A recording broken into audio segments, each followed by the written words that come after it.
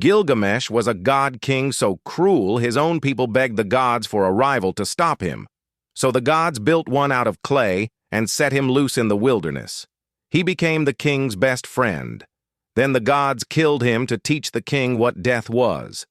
This isn't folklore dressed up for a documentary. It's one of the oldest complete stories human beings ever wrote down, carved into clay tablets in cuneiform script over 4,000 years ago, buried in the ruins of Nineveh, and rediscovered by archaeologists in the 1800s. Before Homer, before the Bible was compiled, before almost anything you've ever read, someone in Mesopotamia sat down and wrote the story of a king who lost the one person he loved and set out to conquer death itself. He failed. This is what he learned instead. Gilgamesh ruled the city of Uruk somewhere around 2700 BCE, and by every surviving account, he was a nightmare of a king. 2/3 god, 1/3 man, monstrously strong and utterly without restraint.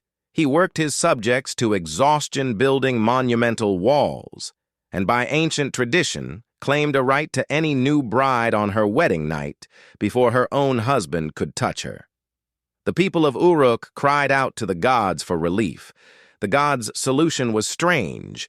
Instead of punishing Gilgamesh, they built him an equal. The goddess Aruru pinched clay from the riverbank and shaped it into a man named Enkidu, wild, hair-covered, raised among gazelles, running with the herds, drinking from streams alongside the animals, more beast than person. He was meant to match Gilgamesh's strength and check his cruelty. A trapper first spotted Enkidu filling in the hunting pits his family depended on, protecting the animals like one of their own. Terrified, he told Gilgamesh, who sent a temple priestess named Shamhat into the wilderness to civilize him. 6 days and 7 nights she stayed with him, and when it was over, something had changed.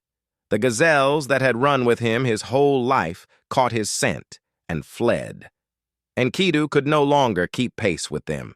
He had become human, and in doing so, lost his old home forever. Shamhat led him toward Uruk, where he heard of Gilgamesh's cruelty and was outraged by it. When Gilgamesh next tried to exercise his claim over a bride on her wedding night, Enkidu physically blocked the doorway. The two men, matched in strength, matched in godlike ferocity, grappled in the street until the walls of the buildings around them cracked. Neither one could throw the other. And somewhere in that fight, without either of them choosing it, the wrestling stopped being a fight and became the beginning of a friendship neither man had ever had before. Gilgamesh and Enkidu became inseparable, and a king who had once terrorized his own city with restlessness now had somewhere to point it. Gilgamesh proposed an expedition, traveled to the distant cedar forest, a realm forbidden to mortals, and kill its guardian, a monstrous demigod named Humbaba, placed there by the god Enlil specifically to keep humans out. Enkidu, who had lived wild and knew exactly what waited in that forest, begged him not to go. Gilgamesh went anyway, driven by a hunger that had nothing to do with the forest and everything to do with wanting to leave something behind that would outlast him.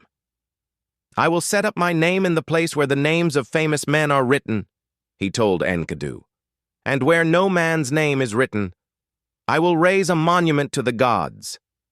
They traveled together, cut down the sacred cedars, and confronted Humbaba in his own domain. When the guardian begged for his life, Enkidu, knowing the gods would never forgive them if they let him live to threaten the region again, urged Gilgamesh to strike the killing blow. They took Humbaba's head as a trophy and cut timber from the forbidden forest to float back to Uruk. Their next confrontation came looking for them. The goddess Ishtar, struck by Gilgamesh's return in triumph, proposed marriage. Gilgamesh refused her bluntly, listing every one of her previous lovers she had betrayed or destroyed. Enraged, Ishtar demanded her father Anu send the bull of heaven to punish him, a creature whose snort alone opened chasms in the earth that swallowed hundreds of men. Gilgamesh and Enkidu killed it together, and in a final insult to the goddess, Enkidu tore off one of its hindquarters and threw it in her face. They had killed a monster the gods placed as a boundary, and a beast the gods sent as a weapon.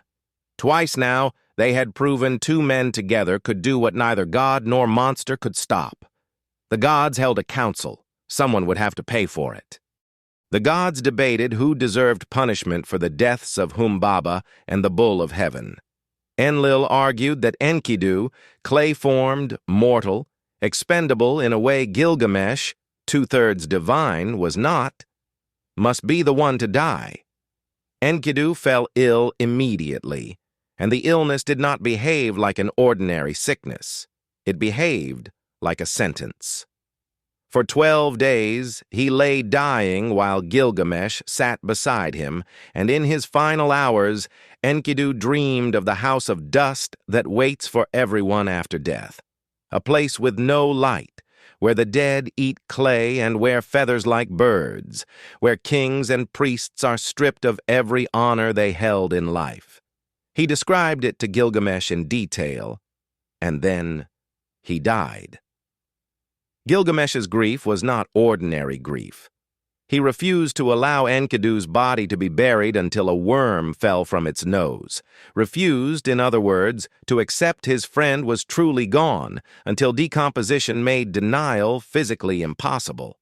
He tore off his royal clothes and put on animal skins, the way Enkidu once had, and wandered into the wilderness howling with a grief that terrified everyone who saw the once untouchable king reduced to this. But underneath the grief was something colder and more personal: terror. "When I die, shall I not be like Enkidu?" he asked. "Sorrow has entered my heart.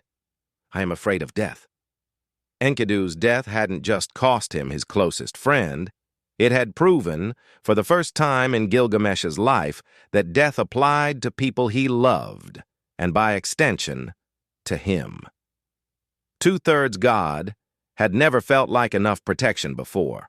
Now it felt like nothing at all. He decided there had to be a way around it. Somewhere, he had heard, lived a man named Utnapishtim, who had survived a flood that drowned the entire world and had been granted eternal life by the gods themselves as a reward. If one mortal could become immortal, Gilgamesh reasoned, so could he. If he could only find him and learn how it was done. He left Uruk. He left the throne. He left everything he had built and walked toward the edge of the world to unmake the one law even a king could not break. Gilgamesh's journey to Utnapishtim took him through the twin-peaked mountain that holds up the sky, guarded by scorpion people whose gaze alone could kill, and then through a tunnel of absolute darkness that no man had walked and lived to describe, 12 leagues, run at a sprint, racing the sun to reach the other side before it caught him inside. He emerged into a jeweled garden by the sea, met a divine tavern keeper named Siduri, who told him plainly that the immortality he wanted didn't exist for mortal men, that the gods kept life for themselves and gave humans only the chance to eat well, love well, and raise children before the end. Advice Gilgamesh refused to hear. He crossed the waters of death itself, using punting poles that had to be discarded one by one so his hands never touched the lethal water, and finally reached Utnapishtim, who told him the story Gilgamesh hadn't expected. A warning from the god Ea, a boat built to save every species from a coming flood, meant to erase humanity, and a single, unrepeatable act of divine mercy afterward that made him immortal. It wasn't a reward for virtue or strength. It was a one-time exception the gods had no intention of ever granting again. Utnapishtim tested him. Could Gilgamesh even stay awake for 6 days and 7 nights? If he wanted to conquer something as vast as eternal life? Gilgamesh, already exhausted from the journey, fell asleep almost instantly and stayed asleep for a week. Proof enough that he wasn't ready for what he was asking for. Bread was left beside him each day to mark how long he'd slept, growing moldier day after day, so that when he finally woke and denied it had been more than a few minutes, the rotting loaves were there to argue otherwise. Still, Utnapishtim's wife took pity on the broken king and convinced her husband to give him one consolation: a thorny plant growing at the bottom of the cosmic sea, capable of restoring youth to whoever ate it. Gilgamesh tied stones to his feet, dove to the seafloor, and tore the plant free. It wasn't eternal life, but it was something to bring home, a way to give his people back their youth, if not himself his immortality. On the journey back, he stopped to bathe in a cool pool. While he swam, a serpent rose from the water, smelled the plant's fragrance, and swallowed it whole, shedding its own skin as it slipped away, renewed, while Gilgamesh sat on the bank and watched the only thing he had to show for the entire journey disappear into a hole in the ground.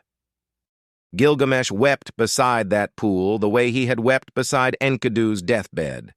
Not for a stranger's loss this time, but for the collapse of his own plan to cheat the one rule that governs every living thing. He had crossed the edge of the world, passed through darkness no man survives, and lost the prize to a snake in the last hour of the journey. He returned to Uruk empty-handed. But the story doesn't end in defeat. It ends with Gilgamesh standing at the base of the city walls he had built as a young, cruel king before any of this happened, and finally seeing them differently.